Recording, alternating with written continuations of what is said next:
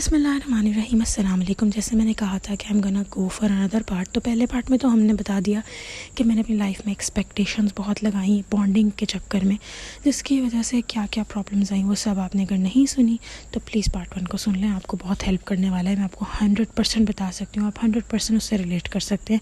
बस मैं थोड़ा ओवरबोर्ड चली कि मैंने बार बार उसको रिपीट किया। अच्छा जी, अब बात कर लेते हैं लेसन नंबर 2 जो मैंने अपनी लाइफ से सीखा, वो ये कि आपके पेरेंट्स और जो आपकी लाइफ में अल्लाह ताला ने कुछ रिश्ते बनाए, उनसे बढ़ के आपकी लाइफ में कोई और पहले प्रायोरिटी पे नहीं होना चाहिए। 100% गोल है। अगर आप अपने पेरेंट्स को नहीं प्रायोरिटाइज़ कर रहे पहले, तो प्लीज़ करना शुरू कर दें, आप बाद में बहुत रिग्रेट करेंगे। Lesson number 3, I am sure कि आप सबको भी ये लेसन लाइफ में पेपर्स के फाइनल पेपर्स के दरमियान या फिर कहीं ना कहीं मिला होगा, बट मुझे ये मिला लाइफ के काफ़ी देर बाद। एक पहलू आया था मेरी ज़िंदगी में जिसमें I felt it, and that was I am wasting my early 20s। मुझे अपना वो टाइम वेस्ट करना चाहिए था, क्योंकि I could have established my self long ago in a lot of ways. खैर, लेकिन मेरे ख्याल से अल्लाह ताला जो करते हैं बेहतर होता है, so we should not regret it.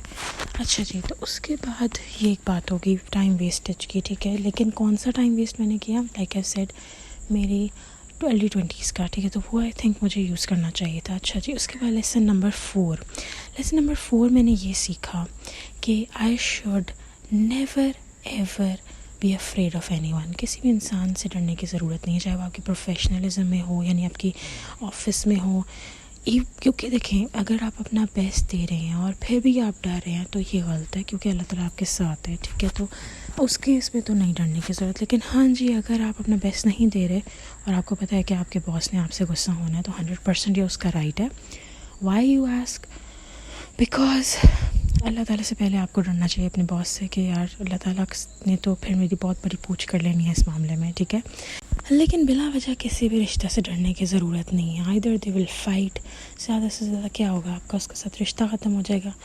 लेकिन प्लीज़ अपने आप को, मेंटल हेल्थ आपकी सबसे ज़्यादा इंपॉर्टेंट है। ये जितनी पॉइंट्स मैंने बताए ना, सब आपकी मेंटल हेल्थ के साथ बड़ा बुरा खेलते हैं। तो अगर आप अपनी मेंटल हेल्थ को पहले प्रायोरिटाइज़ कर लेंगे तो उसके बाद आपको इन तमाम चीज़ों से बहुत आसानी हो जाएगी। ओके, सो अब बात कर लेते हैं एक और लेसन की, और वो मैंने ये सीखा कि वंस इन अ वाइल एक शट अप कॉल देना बहुत ज़रूरी है। हर उस रिश्ते को अपनी ज़िंदगी में जो आपकी बाउंड्रीज़ 3 दफ़ा क्रॉस कर चुका है, 3 दफ़ा ही कहूँगी, इससे ज़्यादा नहीं, एक दफ़ा गलती से हो सकता है, दूसरी दफ़ा भी चलो चांस देते, तीसरी दफ़ा don't ever dare to give them a chance. कभी भी अगला चांस मत दें तीसरी दफ़ा। और शट अप कॉल का मतलब ये नहीं है कि अगले गिरबान फाड़ दें, एक बड़ी सी लड़ाई कर लें, don't do that. Shut up call देने का मतलब ये है, शट अप नहीं कह देना जाके you shut up just get out of my life, ऐसे कुछ नहीं कहना, ठीक है। आपने क्या करना है, आपने उस इंसान के साथ ये बात करनी है कि ये मेरी हदूद है और इसको क्रॉस नहीं करना आपने। और फिर उसके बाद ये उस इंसान के ऊपर है कि वो आपकी बात को उसको 1 साल में समझ आए, अगले दिन समझ आ जाए, 4 साल बाद समझ आए, ज़िंदगी में कभी भी समझना है। आपने अपनी बाउंड्रीज़ नहीं ख़राब होने देनी, क्योंकि देखें, जो लोग इंसान आपकी बाउंड्रीज़ ख़राब करते हैं ना, हम लोग बेचारे खामोश बैठे होते हैं कि हमारे रिश्ते बच जाएं। ट्रस्ट मी, आपका रिश्ता उसी दिन ही ख़राब हो जाता है जब वो इंसान तीसरी दफ़ा आपकी बाउंड्रीज़ जानबूझ के ख़राब कर लेते हैं। तो प्लीज़ इस चीज़ को अपने माइंड में रखें कि रिश्ते बचाने की खातिर आपको ज़रूर, मैं ये नहीं कह रही यहाँ पे कि मुंह खोल के सबसे बदतमीज़ी कर लें, ये नहीं मैं कहूँगी। I will never ever like इस चीज़ के ऊपर कभी भी नहीं मैं आप लोगों को उकसाऊँगी, क्योंकि आई नो इस चीज़ ने मुझे भी लाइफ में बहुत सारे नुकसान दिए हैं। बट फर्मली एक दफ़ा कहना ज़रूरी है। फिर वो इंसान बिल्कुल भी ना समझे, दैट्स डिफरेंट, लेकिन आपने अपनी मेंटल हेल्थ डिस्ट्रॉय नहीं करनी। और 100% आपको मैं आज लिख के देती हूँ कि जो इंसान आपकी बाउंड्रीज से फ़ायदा उठा रहा होगा ना, जो क्रॉस हो रही होंगी, वही इंसान आपकी बाउंड्रीज़ ख़राब होने पे आप पे चीखेगा। This is a 100% 101 rule. वही इंसान सिर्फ चीखेगा कि आपने ये हद और बाउंड्री, ये दीवार क्यों बनाई है अपनी फ़लाँ हैबिट में, जो आपकी बाउंड्रीज़ का मिसयूज़ कर रहा होगा, ठीक है। तो अपनी बाउंड्रीज़ कभी किसी को क्रॉस ना करने दे। 3 दफ़ा मैंने इसलिए कह दी, कभी कभी होता है गलती से हो जाए, तो पहली दफ़ा ही आप उसको जाकर ना बोले है यू माइंड योर बिजनेस, ऐसे नहीं करना, ठीक है। अच्छा जी, उसके बाद एक और लेसन जो मैंने अपनी लाइफ से सीखा, and for some reason this lesson had open my eyes, और वो क्या लेसन था, वो ये था कि आपने गुस्से की हालत में कभी कोई फ़ैसला नहीं करना, नेवर एवर। और ये पता है आप लोगों ने हज़रत अली का कॉल भी है और बहुत सारे ग्रेट फ़िलासफ़र्स हैं जिन्होंने ये बात कही है, गुस्से की हालत में फ़ैसला ना करें। गुस्से की हालत में जो इवन खोलते पानी में भी आपको अपना अक्स नज़र नहीं आता। सो द थिंग इज़, गुस्से की हालत में बाकी फ़ैसला ना करें, बिकॉज़ यू नेवर नो आप क्या कर जाएं और वो आपको इन अ लॉन्ग रन मसला ही देगा। तो गुस्से की हालत में कोई डिसीजन ना लें, थोड़ा सा सोचें उस चीज़ के ऊपर, एटलीस्ट एक दिन ज़रूर दें। अगर गुस्से की हालत में हमने सही फ़ैसला भी कर लिया ना, तो 1 से 2 दिन उसका ज़रूर दें समझने के लिए। जब आपका गुस्सा ठंडा हो जाए उसके बाद में देखें क्या मेरा डिसीजन सही है। अगर सही है तो ले लें, लेकिन उसको टाइम दें, ठीक है। Another lesson that I have learned in a very harsh way. अच्छा, मैं आप पहली बात ये कहूँगी, जिन्होंने मेरा पहली वाली वीडियो देखी है लेसन्स लर्न वाली, वो देख रहे होंगे कि मैंने एक पॉइंट को बहुत लंबा एक्सप्लेन किया। वो इसलिए किया है because that was very important. वो ऐसा लेसन था जो मेरी लाइफ का शायद बियॉन्ड बड़ा था लेसन, बहुत ज़्यादा बड़ा लेसन था, क्योंकि उस लेसन की वजह से मैंने अपने मेंटल हेल्थ को बहुत सफ़र करवाया, इतना ज़्यादा करवाया that I can't even tell you. So इसीलिए इन लेसन्स में मैं जल्दी इसलिए बता रही हूँ क्योंकि ये लेसन्स के पीछे हर लेसन के पीछे एक बहुत बड़ी स्टोरी है। बट उस स्टोरी को बता के क्या करना, तो बस हम लेसन की तरह चलते हैं। अनदर लेसन इज़, अपने आप को वहाँ कभी भी एक्सप्लेन ना करें जहाँ पर आपको पता है आपकी आवाज़ नहीं सुनी जाएगी। Never ever explain yourself over there. कोई भी लाइफ का मामला ले लें जिसमें आपको पता है कि सामने वाले ने तो मुझे गलत ही साबित करना है, वहाँ पर आपको अपने आप को एक्सप्लेन करने की ज़रूरत नहीं है। वहाँ पे वक्त आपकी बातों का जवाब देता है। अच्छा, एक और बात यहाँ ये कहना चाहूँगी, कितने मैं लेसन्स दे रही हूँ ना, ये सारा ये नहीं है कि मैं इन लेसन्स को करके मैं अब लाइक 100% इन पर अमल करती हूँ।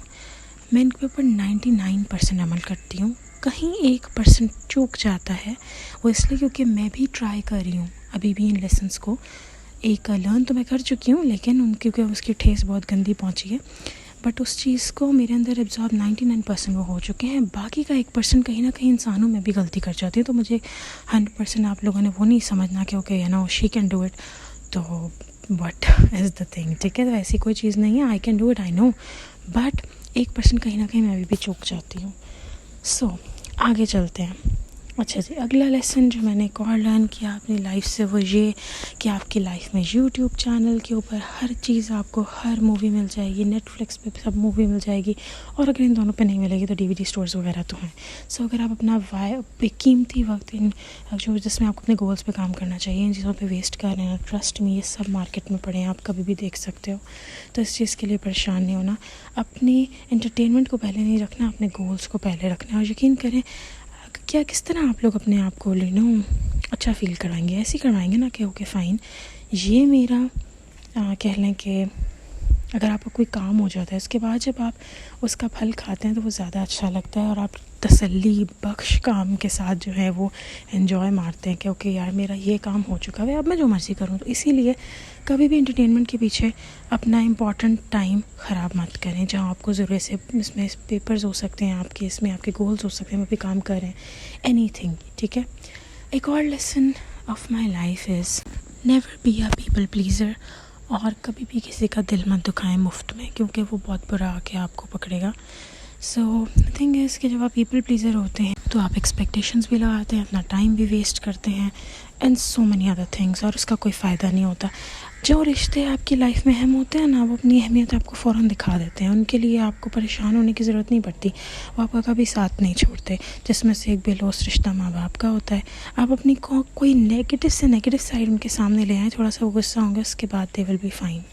और अगर आप लकी हैं तो आपको अगर कोई ऐसा पार्टनर मिल गया है, कोई ऐसा फ्रेंड मिल गया है, जैसे जो आपको, या इवन आपकी फैमिली में कोई हो सकता है जो आपकी जितनी मर्ज़ी सिलीनेस और आपको जानने के बाद आपके साथ कोई अजीब बिहेवियर नहीं करता, तो ट्रस्ट मी, वही रिश्ते अनमोल हैं, उन्हीं को ही अपनी ज़िंदगी में रखना ज़रूरी है। And this is like the most important part. यार प्लीज़ कवे चले जाओ, तुम यहाँ क्यों बोल रहे हो, सॉरी अबाउट दैट। सो ये रिश्ते बहुत ज़रूरी हैं, ठीक है। आपने इन रिश्तों को संभाल के रखना है, इनके साथ बेलोस मोहब्बत करनी है, क्योंकि जो रिश्ते आपके साथ मुखलिस नहीं होंगे वो हमेशा आपकी बाउंड्रीज़ को ज़ाया करेंगे। आप उनके साथ गलत किस्म की एक्सपेक्टेशन लगा बैठेंगे, आप हर्ट होंगे। देखिए, इस दुनिया में हम हर किसी से हर्ट होंगे, ठीक है। इवन उन रिश्तों से भी जिनकी अभी मैंने बात की, जो कि हर लिहाज से आपके लिए मुकम्मल है। एक अल्लाह की ज़ात है जिस रिश्ते से आप कभी हर्ट नहीं होंगे। सो अपना पहले अल्लाह ताला के साथ रिश्ता स्ट्रॉन्ग करें, बाकी सारे रिश्ते लाइन वाइज लाइन आना शुरू हो जाएंगे, ठीक है। तो I hope it made everything clear, ठीक है। एंड हम दुनिया में कभी ना कभी तो हर्ट होंगे किसी ना किसी से, लेकिन बस आपने ये डिफरेंस चेक करना है किस रिश्ते से आप बार बार हर्ट हो रहे हैं और किस रिश्ते से आप कभी कभी हर्ट हो रहे हैं, ठीक है। And that is not harming you. तो उन रिश्तों को संभाल के रखें। इवन समटाइम्स में पेरेंट्स से भी हर्ट हो जाते हैं जब हम उनको ऐसी बात कहते हैं जो हमें उस टाइम समझ नहीं आ रही होती है और हम उनसे नाराज़ होकर बैठ जाते हैं, बट बाद में हमें रियलाइज़ होता है कि नहीं यार, हमारे पेरेंट्स ही सही थे। So with that all said, इंशाल्लाह ताला और मेरे लाइफ लेसन्स होंगे जो इंशाल्लाह ताला आई बिलीव कि मैं भी आई विल इंशाल्लाह शेयर इट विद यू। तब तक के लिए अल्लाह हाफ़िज़।